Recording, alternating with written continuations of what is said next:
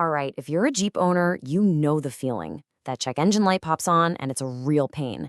But what if I told you that one of the most common codes, P0302, is something you can probably fix yourself? Yeah, you heard me. In this explainer, we're going to turn that confusing code into a simple step-by-step plan. Let's dive in. Ah, man, I know that feeling. You're just driving, minding your own business, and then boom, that little amber engine light just stares back at you from the dashboard. It's super frustrating, right? Your mind starts racing. But hey, don't sweat it. We are going to get you some answers right now. Okay, so you've done the first step. You plugged in a code reader, and this is what it spit out. P0302. I know, it looks like alphabet soup, but it's actually a really specific message from your Jeep. Think of us as translators. We're about to turn that code into a clear action plan. All right, first things first, let's break down what P0302 actually means. Your Jeep is literally telling you exactly where the problem is. We just need to learn how to speak its language. So here it is, the official definition. That P just means it's a powertrain issue.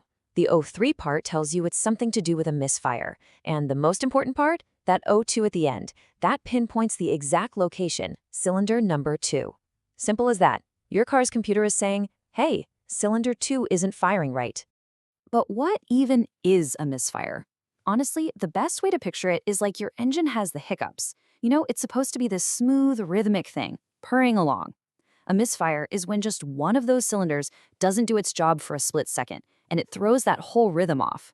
It's just a little stutter in what should be a perfect performance. Okay, so we know what's happening, a hiccup in cylinder 2. Now we need to figure out why. It's time to play detective and investigate the usual suspects behind that misfire. And here they are, the usual suspects. Now listen up, because this is important. See that first one? A faulty spark plug? That is the #1 cause by a long shot. Seriously, start here. Think about it. That little plug has to fire millions and millions of times. It's a workhorse, and eventually it just gets tired and wears out. So before you start tearing your hair out thinking it's something complicated, always check the spark plug in cylinder 2 first. If that's not it, then we can move down the list. So, with our list of suspects ready, we can put together a really clear plan of attack. We're just going to create a simple checklist and work our way down from the most likely problem to the least likely. Here's our game plan. Step 1, you're going to pull the spark plug and ignition coil for cylinder 2 and just give them a good look. If they seem okay, then we move on to step 2, check the fuel injector. Still nothing? Okay, step 3 is to start hunting for any vacuum leaks. And finally, if none of that works, our last resort is step 4, taking a look at the piston itself. And here's the best part. For most of this, you don't need a bunch of fancy tools. You're really just using your eyes and ears. You're looking for the obvious stuff. Is the tip of the spark plug all cruddy or burnt? Is there a crack in the plastic on the ignition coil?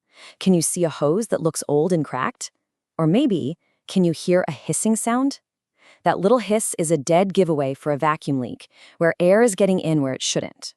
A lot of the time, the problem is staring you right in the face. All right, so once you've found the culprit, now comes the best part, making the fix.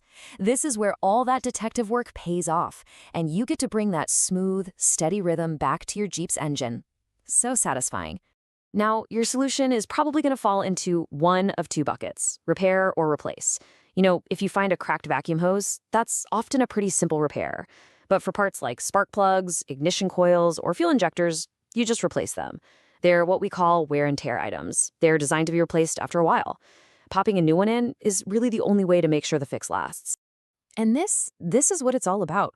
Once you've replaced that bad part or fixed that leak, that annoying check engine light is finally going to go off. But even better, you'll feel it. The engine will idle smoothly, that weird hesitation will be totally gone, and your Jeep will just feel right again, back to its old, reliable self.